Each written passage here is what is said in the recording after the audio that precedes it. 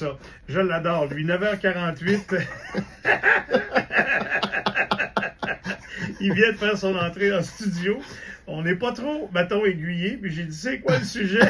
Il glisse ça pendant le thème. Dis-moi non, c'est quoi le sujet, Nicolas? On va parler de spondylolisthésis. Comme si j'allais répéter ça. Alors, premièrement, comment vas-tu? Ça va très bien, toi? Ben oui, ça va très bien. Alors, là, comment, spondylo quelque chose? Spondylolisthésis. OK, oui, c'est... C'est un mot à 100 piastres. C'est-tu une partie du corps, ça, ou c'est un traitement, ou c'est une activité, ou un style de vie? C'est un style de vie. Ça, c'est la première fois que je l'entends. On partit à un nouveau trend. Je suis comme assommé. Spondylolisthésis, c'est une condition qui affecte le bas du dos. Okay. Et pourquoi je voulais parler de ça ce matin, c'est que cette fin de semaine, dans la région de Gatineau-Ottawa, au-delà des élections, on avait aussi plusieurs événements sportifs d'envergure, notamment les championnats canadiens de gymnastique qui avaient lieu au Centre Slush-Poppy. Oui.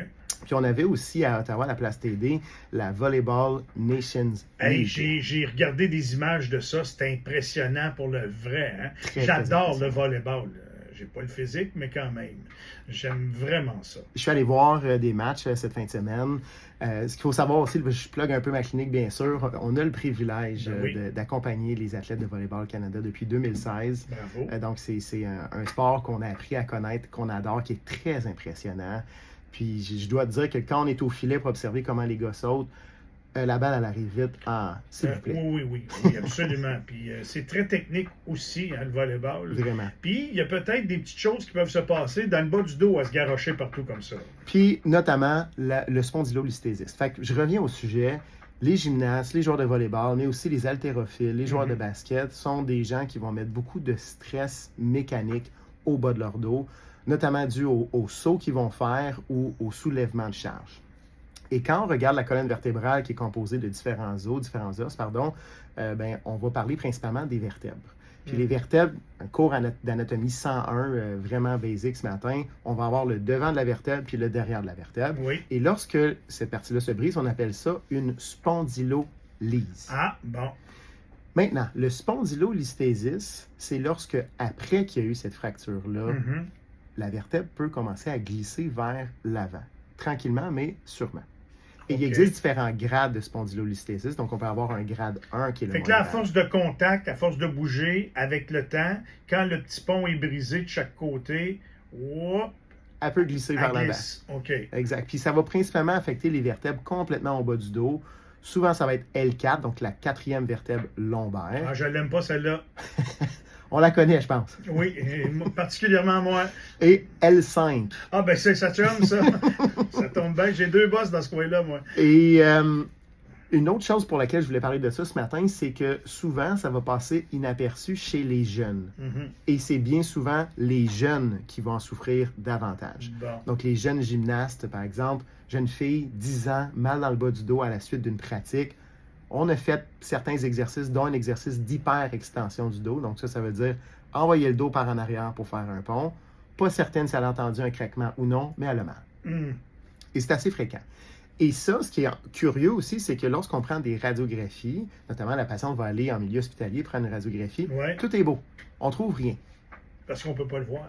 Des fois, on peut le voir, des fois, on ne peut pas le voir lorsqu'il y a une spondylolise. Donc, des fois, quand il n'y a pas de glissement de la vertèbre vers l'avant, difficile de le confirmer, mais on va quand même penser à ce diagnostic-là en premier en fonction du mécanisme de blessure.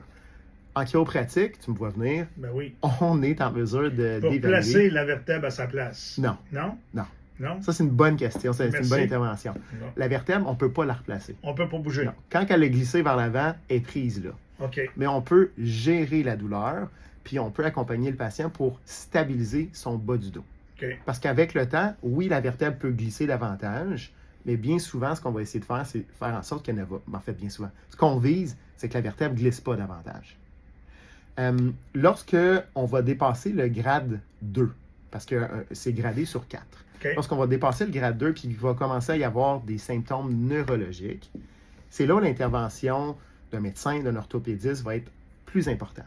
Parce que dans les cas très, très avancés, puis je ne parle pas pour les jeunes, mais dans les cas très avancés, des fois, oui, il faut passer par une intervention chirurgicale. Une autre condition en lien avec le volleyball, puis la gymnastique qu'on va voir souvent, ça va être une torsion au niveau du bassin.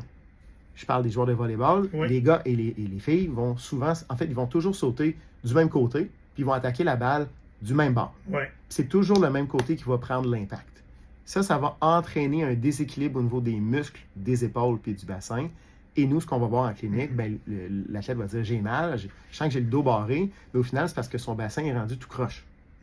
Mais là, il ne nous reste pas grand temps. C'est quoi tu fais? Tu vas réparer ou tu vas juste solidifier? Comment tu vas faire ça? Donc, il y a une partie de traitement qui va être articulaire, manuelle. Donc, on peut faire des manipulations articulaires pour faire en sorte que ça bouge bien de part et d'autre de la vertèbre qui a été brisée. On va aussi accompagner le patient avec des exercices thérapeutiques spécifiques pour solidifier son bas du dos. Puis, on va aussi l'accompagner pour son retour à l'entraînement. Fait que s'il y a des gens qui ont des problèmes de L4, L5, là, ça peut être ça. Ça peut être ça, effectivement. Je pensais à toi quand tu as dit ça. C'est pour ça. Oui, comment on fait pour appeler le chiro? chiroalinea.ca. Merci beaucoup, Merci à toi. On s'arrête là-dessus, 9h55. On a appris quelque chose encore.